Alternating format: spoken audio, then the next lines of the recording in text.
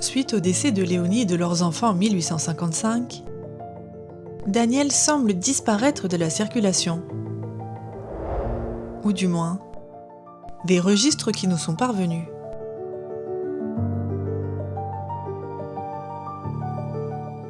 Ce n'est que 3 ans plus tard que son nom refait surface. Que s'est-il passé durant cette période ? Comment a-t-il vécu son deuil ? Sa fortune aurait connu une croissance rapide, presque soudaine. Mais sur le plan intime, difficile de savoir. Si d'aventure Daniel s'est exprimé sur son vécu lors de ces années-là, aucun écrit signé de sa main ne nous est malheureusement parvenu.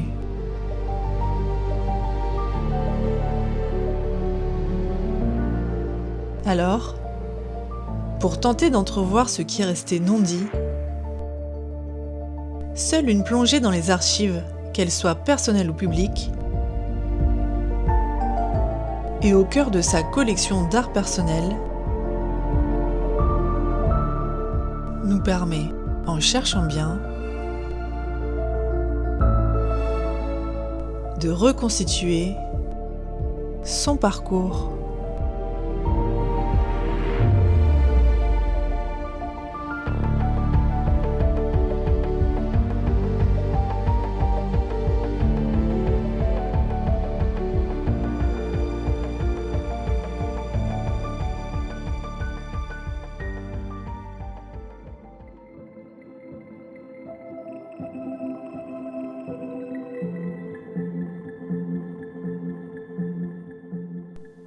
Pour trouver le premier indice de sa nouvelle vie, il faut se plonger dans les archives de la presse de l'époque.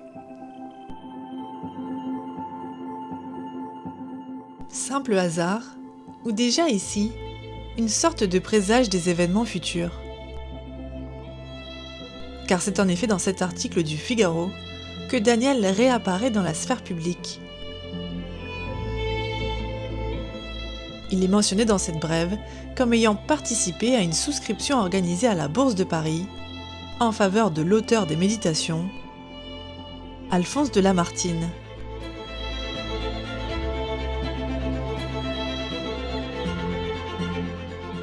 Artiste majeur de son époque, Lamartine est alors une des figures du proue du romantisme, ce mouvement littéraire du XIXe siècle qu'affectionne particulièrement Daniel depuis sa jeunesse.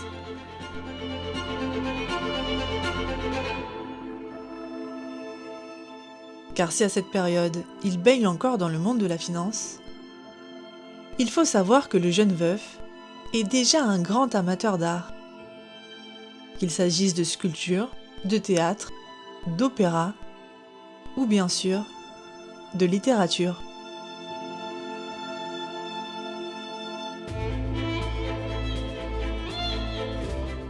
Lamartine a en outre la particularité de partager avec Daniel une expérience de vie difficile. Son œuvre, en effet, laisse transparaître un homme sensible et profondément marqué, lui aussi, par la perte de l'être aimé. En 1816, alors âgé de 26 ans, le poète est tombé amoureux d'une jeune femme rencontrée lors d'un séjour à Aix-les-Bains. Julie Charles, de 6 ans son aînée, tombe elle aussi sous le charme de l'auteur et devient sa muse. Malheureusement, elle décédera quelques mois plus tard, à l'âge de 33 ans, des suites de la tuberculose. Mais Lamartine est aussi un homme de son temps et participe au regain d'intérêt de l'époque pour des personnages historiques, à l'instar de Guillaume Tell et de Jeanne d'Arc, dont il écrira les biographies. Ces deux figures héroïques auront aussi pour Daniel une importance cruciale dans son parcours de mécène, comme nous le verrons par la suite.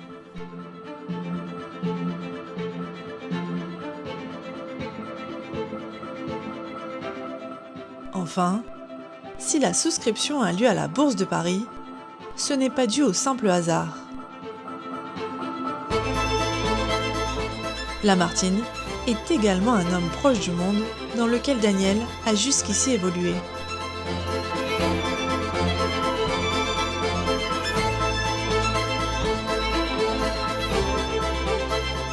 Fragilisé depuis de nombreuses années par de grandes difficultés financières, le poète a par exemple été au cœur d'un projet pensé spécifiquement pour lui par Moïse Millot, le financier et journaliste ami de Daniel. Celui-ci a fait de Lamartine l'unique rédacteur de son journal, Le Conseiller du Peuple.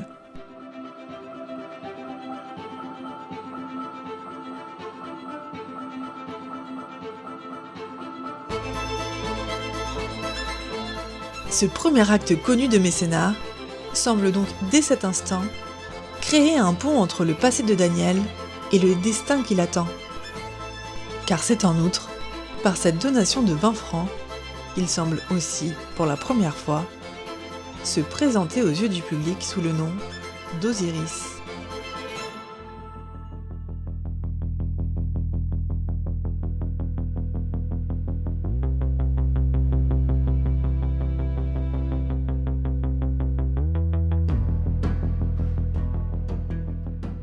Osiris, dieu des morts et de la Renaissance.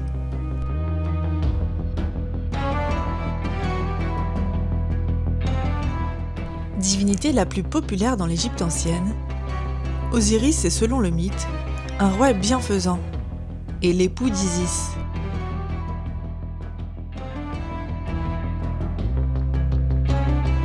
Protecteur de la végétation et initiateur de la découverte des céréales nourricières, il est cependant jalousé par son frère Seth. Ce dernier va aller jusqu'à le tuer en l'enfermant vivant dans un cercueil qu'il jettera ensuite dans un fleuve.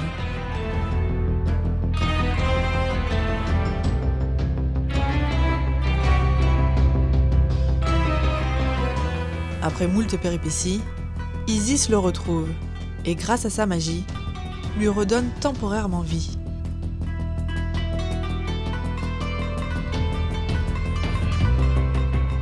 De cette union post-mortem, naît leur fils Horus. C'est lui plus tard qui vaincra Seth, lors d'un affrontement au cours duquel, cependant, il perdra son œil gauche. L'œil d'Horus, aussi appelé Udjat, est d'ailleurs encore aujourd'hui un symbole de protection et de guérison.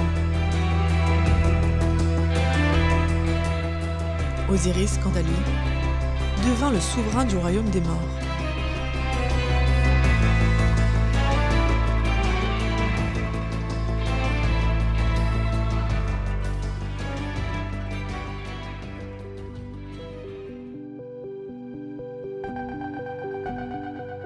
Pourquoi Daniel a-t-il choisi ce nom ? S'identifie-t-il à cette figure de résurrection ? À ce Dieu qui traverse la mort pour renaître et qui protège ceux partis dans l'autre monde ?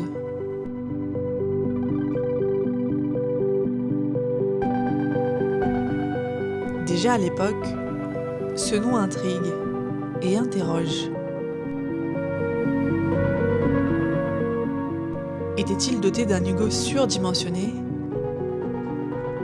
Ou est-ce la mort de Léonie et la douleur qui s'en est suivie qui l'aurait poussé dans une sorte de confusion d'identité ?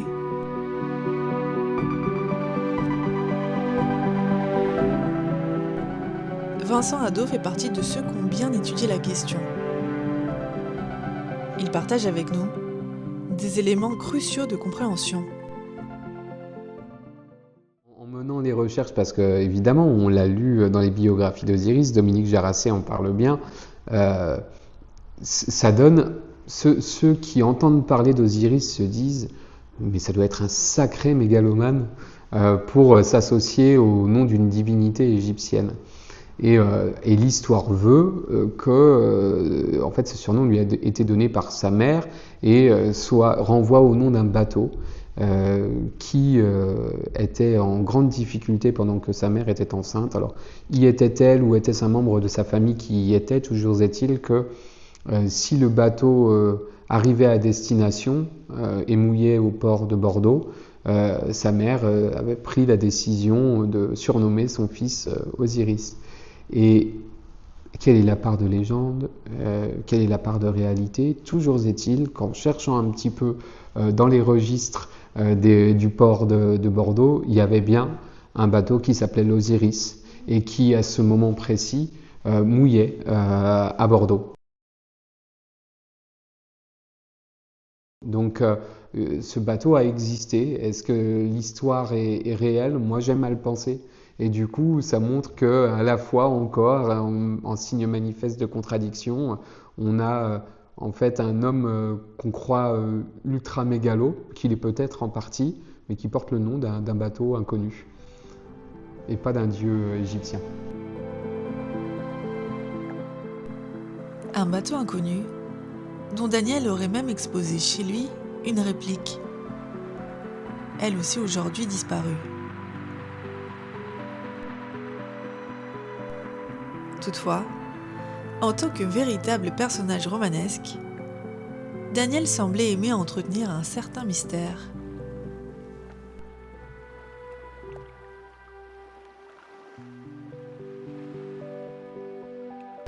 Là encore, il a jamais, je ne crois pas qu'il ait écrit qu'il portait le nom du dieu égyptien. Il a toujours raconté l'histoire du bateau. L'a-t-on cru ou pas? Ça, c'est la question. Parallèlement, il a quand même acheté toutes les collections de statuettes d'Osiris du prince Napoléon. Donc je pense qu'il aimait semer un peu le doute sur lui et sur ses intentions.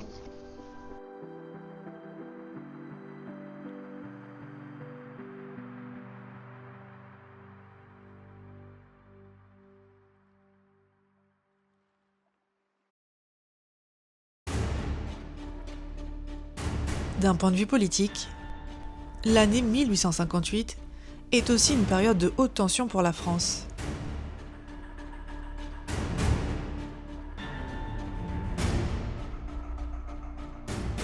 Le 14 janvier, en plein cœur de Paris, un attentat a eu lieu contre Napoléon III.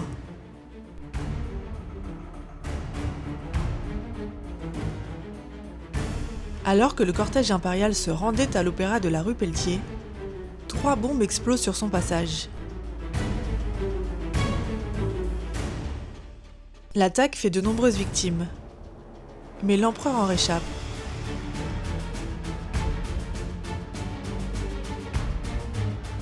L'action a été organisée par un groupe de révolutionnaires italiens, mené par Felice Orsini.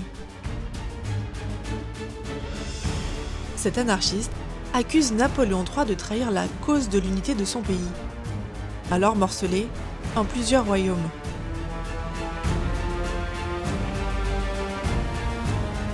En Europe, cette attaque s'inscrit dans un contexte géopolitique très tendu. Depuis le printemps des peuples de 1848 et la vague révolutionnaire qui a traversé le continent, les peuples réclament un peu partout plus de liberté, le droit au suffrage universel, mais aussi, comme en Italie, l'unité nationale. En France, l'attentat révèle la fragilité de l'ordre politique du Second Empire. La réponse du pouvoir est immédiate. Une loi de sûreté générale est promulguée dès le mois de février. Le régime, déjà critiqué par de nombreux opposants, durcit encore plus son contrôle. Surveillance renforcée des contestataires, encadrement strict de la presse et multiplication des mesures de sécurité. Un contexte explosif où Daniel, lui, a continué d'avancer vers son destin, en se rapprochant peu à peu d'un nouvel univers.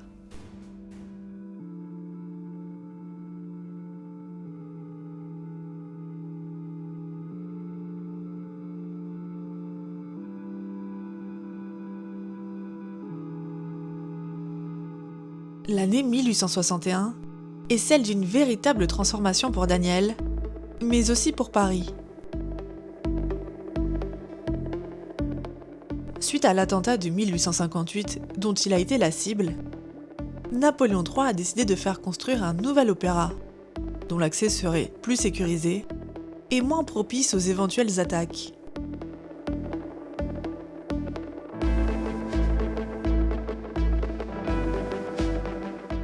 Cette décision s'inscrit aussi dans le mouvement de refonte totale du paysage urbain de la capitale, mené depuis 1853 par le baron Haussmann.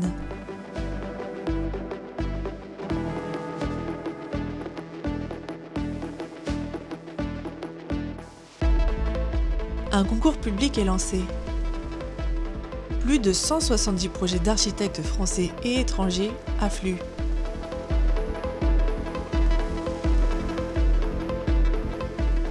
En juin, et à la surprise générale, c'est un inconnu qui s'impose comme choix du jury. Son nom, Charles Garnier.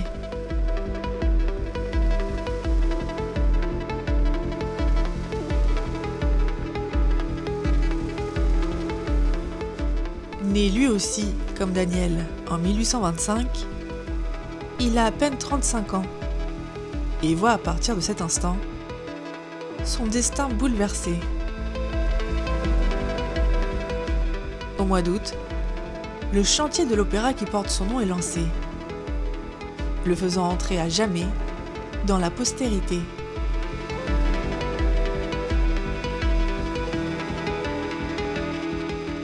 Les travaux dureront 15 ans, jusqu'en 1875. Mais encore aujourd'hui, l'Opéra Garnier est l'un des plus beaux et réputés chefs-d'œuvre architecturaux de la capitale.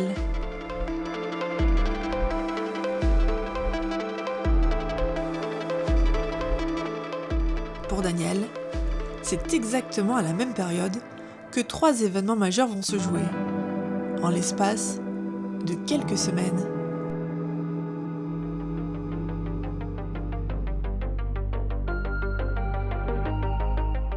Fin juin, Jules Mirès et Félix Solar, un de ses associés, sont arrêtés puis condamnés pour escroquerie et faux par le tribunal correctionnel de Paris.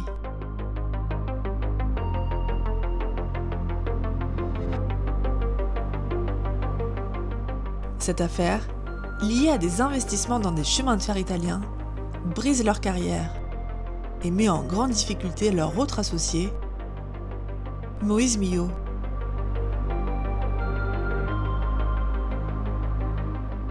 Bien qu'il travaillait étroitement avec eux, et que son nom apparaît même dans le dossier, Daniel, lui, de manière presque miraculeuse, n'est pas touché par le scandale.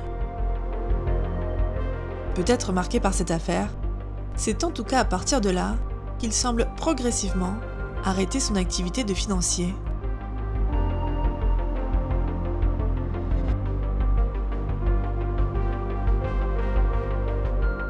Ensuite, le 24 août, Daniel obtient enfin un retour favorable à une demande qu'il a faite plusieurs mois auparavant.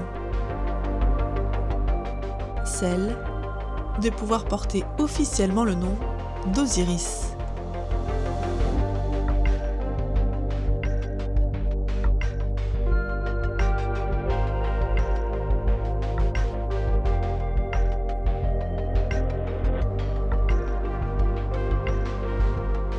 Désormais, non seulement dans la sphère publique, mais aussi aux yeux de la loi, il s'appelle Daniel Ifla Osiris. Pour Daniel, il s'agit bien dans son esprit d'une régularisation et non d'un changement de nom. Car cette requête, bien que surprenante, pourrait s'expliquer par le fait que depuis 1803, il est interdit en France de porter un autre nom que celui figurant sur son état civil. Or, suite à la restauration et au retour de la monarchie de 1814 à 1830, nombreux sont ceux qui ont accolé eux-mêmes une particule à leur nom. Le législateur de l'époque a alors prévu et encouragé la régularisation des noms d'usage. Enfin, le 15 octobre, il affronte à l'épée Aurélien Scholl, journaliste au Figaro, qui quelques semaines plus tôt avait publié un article au ton quelque peu moqueur, suite auquel Daniel, ramené à ses origines modestes, se serait senti humilié. Ce duel, bien que perdu, achève le basculement de la vie du jeune Bordelais et marque son entrée dans un nouvel univers. Daniel Ifla le financier laisse définitivement place à celui dont il va patiemment construire la légende. Le mécène et grand philanthrope, Monsieur Osiris.